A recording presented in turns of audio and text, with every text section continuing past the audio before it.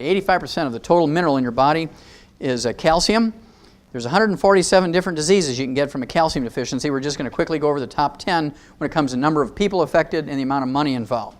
Let's look at osteoporosis, the number 10 killer of adults in the United States.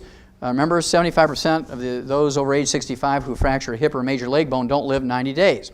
Also, it's the most horrible disease when it comes to human misery and dollars expended.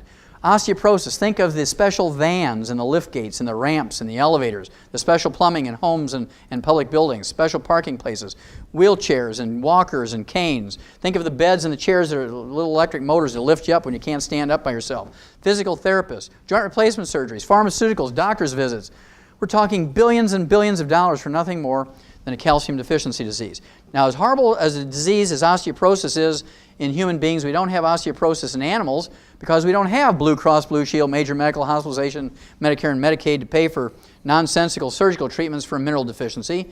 We've learned that by putting animals who are weaned off their mother's milk on calcium, as soon as they're weaned, they won't get arthritis and osteoporosis. It's amazing how that works. Receding gums.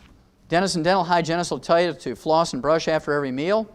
If you believe that works, I have some oceanfront property in Montana to sell you. If you have receding gums, periodontitis, gingivitis, pyorrhea, loose teeth, bridges and plates, you actually have osteoporosis of the facial bones and the jaw bones. We don't get receding gums in animals, even though they don't floss or brush. That's because we've taken care of the osteoporosis problem in animals. Arthritis. 85% of all arthritis is called wear and tear arthritis. Osteoarthritis, degenerative arthritis, ankylosing spondylitis, these things are nothing more than osteoporosis of the joint ends of the bones. Hypertension, high blood pressure, as you've learned, has nothing to do with salt or salt restriction. 85% of hypertension not related to kidney disease, which is most of them, not related to kidney disease, is in fact a calcium deficiency. Insomnia is not a deficiency of sleeping pills, Halcion or barbiturates, it's a deficiency of calcium. Kidney stones, bone spurs, heel spurs, and calcium deposits. Again, the medical profession has a malignant dumb belief that these things are due to too much calcium in your diet, tell you to give up calcium, when in fact you only get kidney stones, bone spurs, heel spurs, and calcium deposits when you have raging osteoporosis. You actually need more calcium, more magnesium, not less. Cramps and twitches. Raise your hand. How many of you have ever had a toe cramp, foot cramp, leg cramp in your life?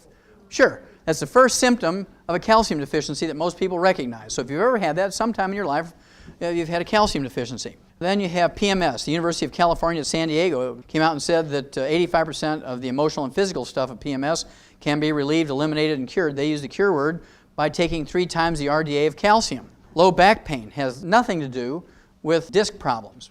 I know you've heard of people, maybe even yourself, have had a disc surgery for back pain. And after the surgery, you still had the pain, maybe even worse, because back pain is not caused by disc problems. If you have a disc problem, you can have numbness and tingling, maybe even paralysis if it's very severe, but disc problems do not cause pain.